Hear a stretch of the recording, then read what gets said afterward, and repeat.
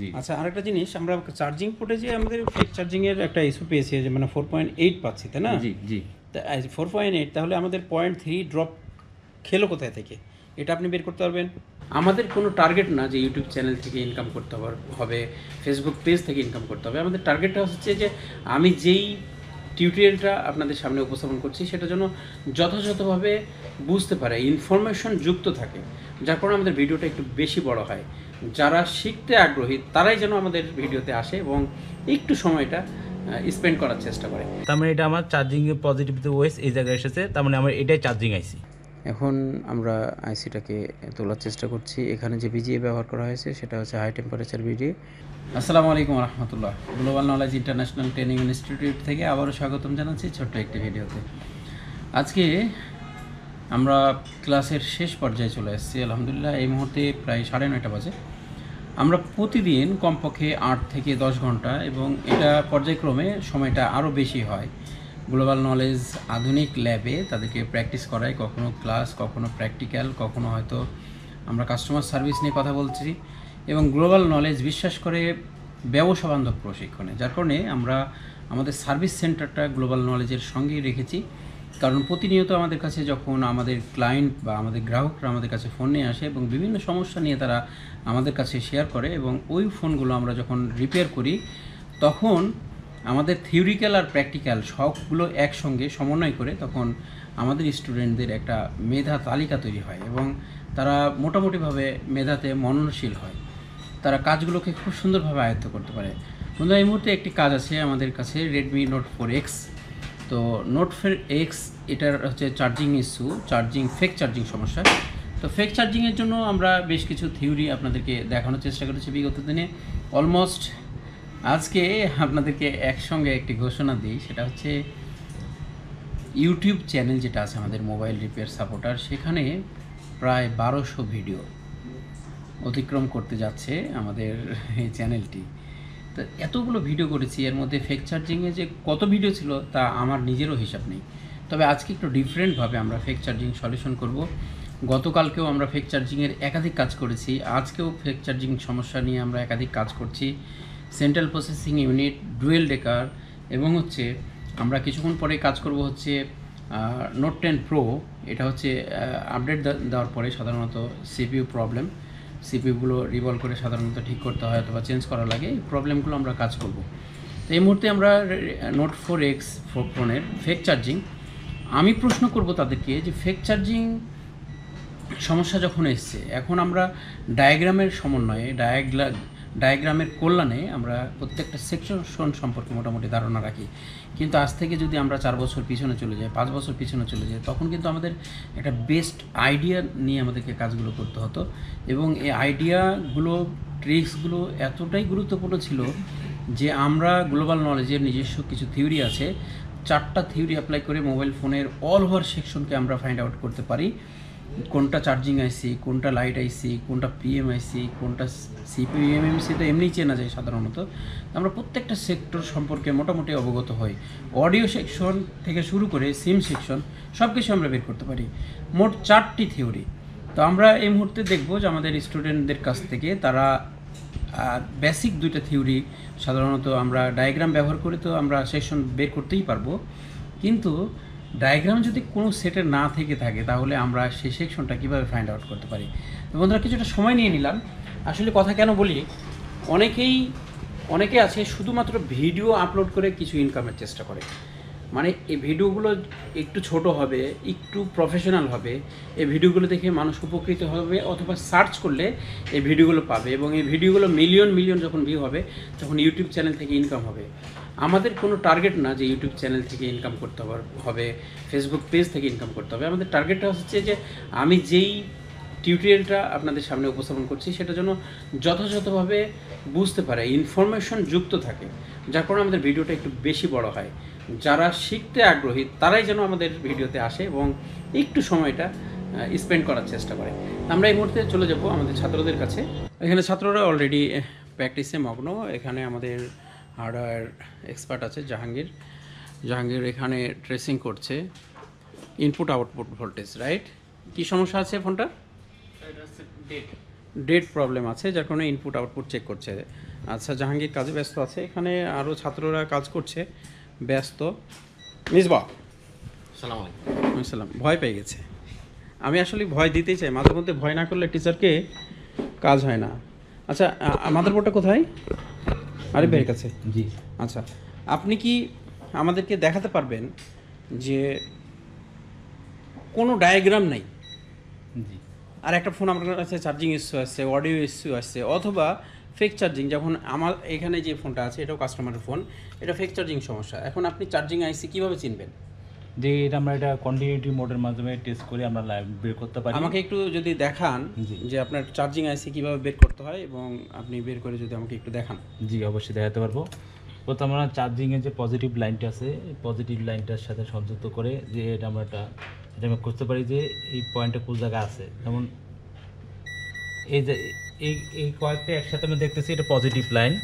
জি। তা আমরা এই পয়েন্টটা আমি যদি ধরি, দেখতে পারি যে এই জায়গায় কোনো কন্টিনিউটি দিচ্ছে না, তার মানে আমার এটা চার্জিং আইসি না। আচ্ছা, তা আমরা এই জায়গায় ধরলাম, ধরে অপোজিট পাশে চেক করি, এই আইসিটির পাশে কন্টিনিউটি দিচ্ছে, তার মানে এটা আমার চার্জিং পজিটিভিটি ওয়েস এই জায়গায় এসেছে, তার মানে আমার এটাই চার্জিং আইসি। আচ্ছা, এই বিষয়টা কিরকম ছিল? এটা হচ্ছে আমাদের ইনপুট ফিল্টারিং ক্যাপাসিটর, তাই না? জি জি। আচ্ছা, এখন যদি আমরা বেসটা লাগিয়ে ফেলি, স্যার একটু বেসটা লাগাবেন আপনি। জি, লাগাবো।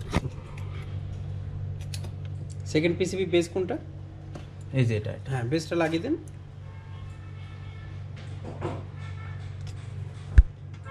জি, লেগে গেছে। আচ্ছা, এখন আমরা ভিভাস থেকে কন্টিনিউটি ধরলে সরাসরি আমাদের ইনপুট ক্যাপাসিটরে তো আমরা পাবো, তাই না? জি জি। হ্যাঁ, এবার দেখান। এবার তো মাদারবোর্ডটা অপোজিট পাশে, তো অপোজিট আমরা পাশে উল্টাই দেন। উল্টাতে পাচ্ছি। হ্যাঁ, এভাবে হবে, কোনো সমস্যা নেই। এই যে একজন এখানে একটু যদি হেল্প ধরি, করবে। তো এই যে এই জায়গায় ধরলে এই যে আচ্ছা, যে এখানে continuous আমরা দেখতে এই- পাচ্ছি যে হ্যাঁ, পিএমআইসির কাছেই কন্টিনিউটি দিচ্ছে। চার্জিং প্লেনিং ক্যাপাসিটার, এই ক্যাপাসিটির মাধ্যমে এই আইসিতে যাচ্ছে, তার মানে এটা আমাদের এখন আমাদের ফেক চার্জিং চার্জিং আইসি। ফেক চার্জিং ট্রেসিং এর জন্য ফার্স্ট টাইম কি করতে হয়, যে ফেক চার্জিং আসলে আইসি থেকে না কোথা থেকে? ফিট চার্জিং করার জন্য আসলে তো আমাদের ক্যাপাসিটারগুলো আগে চেক করতে হবে, লিকেজ আছে আচ্ছা, কিনা। আপনি ওই ফোনটা এদিকে নিয়ে আসেন, আমরা একটু দেখবো চার্জার দিয়ে। হ্যাঁ, এই মুহূর্তে আমাদেরকে দেখাবে আরিফ ভাই যে এখানে চার্জিং ফেক চার্জিং সমস্যা কিভাবে ফাইন্ড আউট করতে হয়। তো আমরা ফার্স্ট টাইম এখানে চার্জারটা ইন করবো। জি, আমরা ফার্স্ট টাইমে প্রথমে এই চার্জারের কেবলটা পোর্টে লাগালাম। এবার আমরা এটাকে ডিসি মোডে নিয়ে যাব, ডিসি মোডে। Good, very good. চেক করার জন্য। তো আমরা এখানে দিয়ে লাইনে পোর্টের আউটপুটে দেখবো যে জায়গায় কত ভোল্টেজ দিচ্ছে চার্জার থেকে। আচ্ছা, এখানে ভোল্টেজ আমরা দেখতে পাচ্ছি 4.8। জি, এখান থেকে আমরা 4.8 দেখতে পাচ্ছি। তাহলে তো এটা আমাদের অবশ্যই এখানে ড্রপ হচ্ছে। জি, অবশ্যই ড্রপ হচ্ছে এখান থেকে। কত ড্রপ হচ্ছে? 0.3 মতো। জি, 0.3 মতো ড্রপ হচ্ছে। আচ্ছা, তো তাহলে আমরা এখন এটা ব্যাটারি ওয়েজে দেখি যে কত দেখাচ্ছে, আসতেছে। আচ্ছা, ব্যাটারি কানেক্টরে কত আসছে আমরা দেখবো। এখন দেখতে পাচ্ছি যে আমাদের ব্যাটারি কানেক্টরে ভোল্টেজ একেবারেই নাই। জি, ঠিক আছে। একেবারেই নাই, পয়েন্টের পরে কিন্তু এটা কিন্তু আমাদের ড্রপিং করছে। জি। আচ্ছা, আরেকটা জিনিস, আমরা চার্জিং পোর্টে যে আমাদের ফেক চার্জিং এর একটা ইস্যু পেয়েছি, যে মানে 4.8 পাচ্ছি, তাই না? জি জি। 4.8, তাহলে আমাদের 0.3 ড্রপ খেলো কোথায় থেকে, এটা আপনি বের করতে পারবেন? জি, হয়তো এই যে চার্জিং আইসির পাশে যে ক্যাপাসিটরগুলো আছে, হয়তো আচ্ছা, মাদারবোর্ড থেকেও হতে পারে। তাহলে আপনি মাদারবোর্ডটাকে আলাদা করেন, মানে সেকেন্ড পিসিবিটাকে হ্যাঁ, আলাদা করে ফ্লেক্সটা খুলে ফেলেন। হ্যাঁ, ফ্লেক্সটা খুলে ফেলেন। এখন আমরা একটু ট্রেস করি। আমরা এখানে পোর্টটাকে আবার ট্রেস করছি। এখন এখানে কত আছে? আমাদের ঠিকমতো 5 ভোল্ট দেখাচ্ছে। হ্যাঁ, আমরা যে চার্জারটা এখানে কানেক্ট করেছি এটা কিন্তু 5 ভোল্টেরই। জি, তার মানে আমার সেকেন্ড পিসিবি ওকে, এখানে কোনো সমস্যা নেই। সমস্যা নেই। গুড, সমস্যা নেই। তাহলে আমাদের এই সমস্যা ফ্লেক্স কোথায়? হয়ে আসছে এই মেইন বোর্ডে। মেইন বোর্ডের সমস্যা। আমাদের মেইন বোর্ডের চার্জিং ইস্যুতে সমস্যা। আচ্ছা, এখন আপনাকে এই ফ্লেক্স কানেক্ট করতে হবে। জি। ফ্লেক্স কানেক্ট করার পরে আমরা অপোজিট সাইডে আসব। ফ্লেক্স কানেক্ট অবস্থায়। জি, ফ্লেক্স কানেক্ট করতে অপোজিট পাশে আসবো। আমরা যে ক্যাপাসিটারটা দেখেছিলাম সেই ক্যাপাসিটারটা দেখবো কত ভোল্টেজ দেখাচ্ছে। এই কোনো 4.8 ইনপুটে আমাদের প্রবলেম হচ্ছে। জি। তাহলে অবশ্যই আমাদের এখানে আইএফ কানেক্টর থেকে আমাদের আইসি পর্যন্ত আসতেই কোনো জায়গায় ঘাটতি হয়ে যাচ্ছে। এমনও হতে পারে যে আমাদের আইসিতেই প্রবলেম, যার কারণে আমাদের এখানে ড্রপ খেয়ে যাচ্ছে 0.3 মতো। জি। তো আমরা আশা করি এখানে হচ্ছে আরিফ ভাই আসলে খুব স্মার্ট কাজ শিখছে বা স্মার্টভাবে কাজ করতে পারবে, আমাদের সেই ভরসা আছে। ক্যামেরার সামনে একটু আনইজি লাগছে। জি আমার কখনো ইয়ে নাই তো। আচ্ছা, এখন আপনি যদি আপনাকে বলা হয় ডায়াগ্রামের সমন্বয়ে আপনি এটাকে বের করে দিতে পারবেন? জি ইনশাল্লাহ পারবো। ইনশাআল্লাহ পারবেন। জি। আচ্ছা, আমরা বর্ণীয় হার্ডওয়্যার সলিউশনটা আমরা একটু দেখতে চাচ্ছি আপনার মাধ্যমে। এই মুহূর্তে আমাদের হার্ডওয়্যার সলিউশনটা একটু দেখাবেন আপনি যদি। জি, হার্ডওয়্যার সলিউশন গেলে আমি প্রথমে হার্ডওয়্যার সলিউশনে ক্লিক করব। ক্লিক করার পর আমাদের সেটটা যেহেতু MI company Xiaomi Note 4X model. আচ্ছা, আমরা এখানে চেক করব যে Xiaomi Note 4X এর মডেল কোথায় আছে। Note 4 এই পেলাম। এই Note 4 আমরা কোয়ালকম ভার্সন আছে Note 4X। আচ্ছা, Note 4X এর কয়টা ভার্সন এখানে? Note 4X এর এখানে সম্ভবত Note 4X এর দুটি হয়, একটা আছে MediaTek CPU, একটা আছে কোয়ালকম CPU। আমাদের এই ফোনটা কি MediaTek না কোয়ালকম? যে আমাদের এটা আছে কোয়ালকম। কোয়ালকম, আচ্ছা, কোয়ালকম CPU আসলাম। এই জায়গার মধ্যে এই যে চার্জিং ইউএসবি, চার্জার, হ্যাঁ চার্জার ইউএসবি। এই আমরা যদি ফাইলটা ওপেন করি,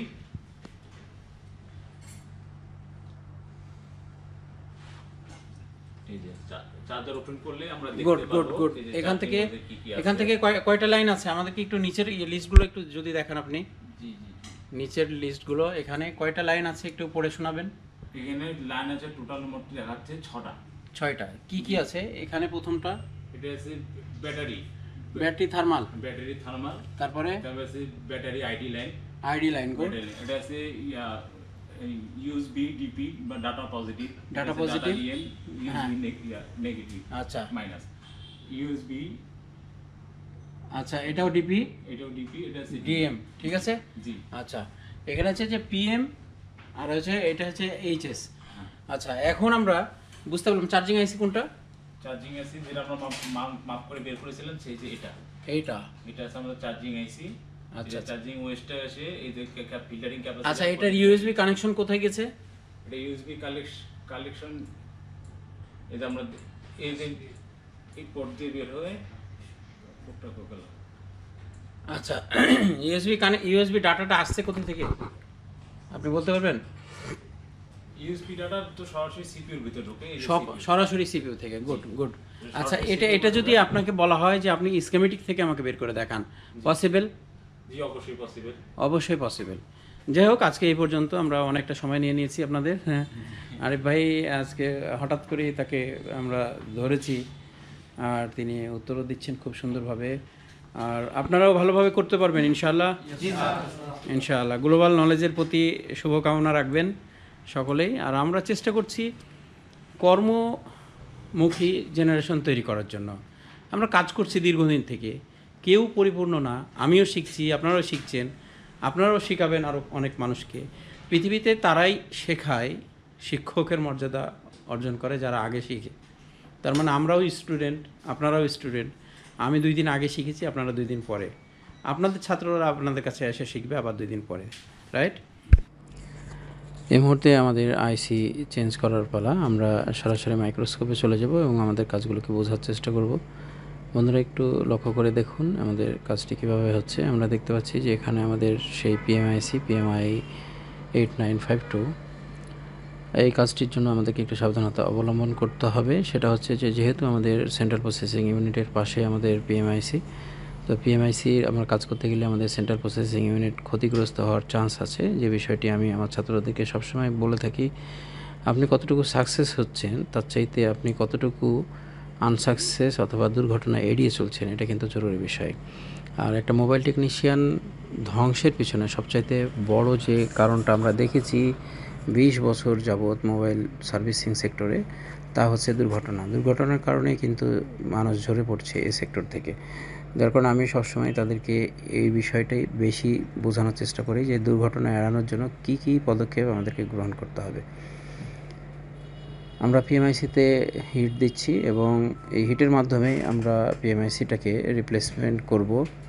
আর আমরা ইউজ করছি পাওয়া 850 AD হট এয়ার গান, যা আইসি কাজের জন্য একবারে যথাযথ পারফেক্ট একটি হট এয়ার গান।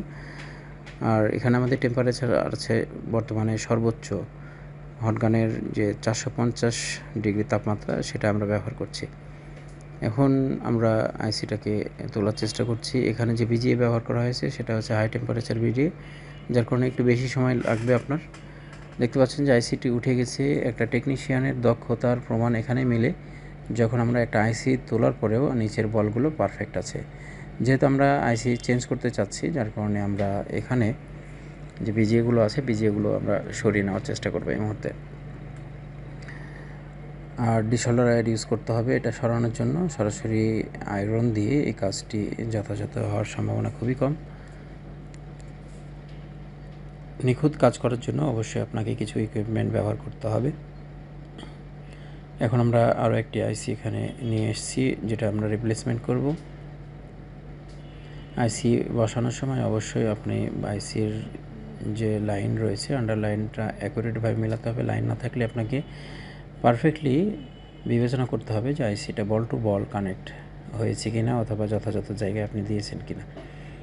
আমরা আবারও এটাকে রিওয়ার্ড করছি এবং আইসি তখনই আমরা বুঝতে পারবো যে লেগে গেছে যখন আইসিটা নিজস্ব পজিশন সে ঠিক করার চেষ্টা করবে। একটু খেয়াল করুন, আমাদের আইসির পজিশনটা কিন্তু সে নেওয়ার চেষ্টা করবে এবং এটা ইমিডিয়েটলি হবে। দেখুন আইসির পজিশনটা এই মুহূর্তে নিল, আর এরপরে হিলিয়ে দেখতে হবে যে আইসিটা হিলছে কিনা। যদি হিলে পারফেক্টলি তাহলে বুঝতে হবে যে আমাদের আইসিটা কানেক্ট হয়ে গেছে। আলহামদুলিল্লাহ আমরা আইসি কানেক্ট করে ফেলেছি। এখন দেখব আমাদের রেজাল্টটা আসছে কিনা।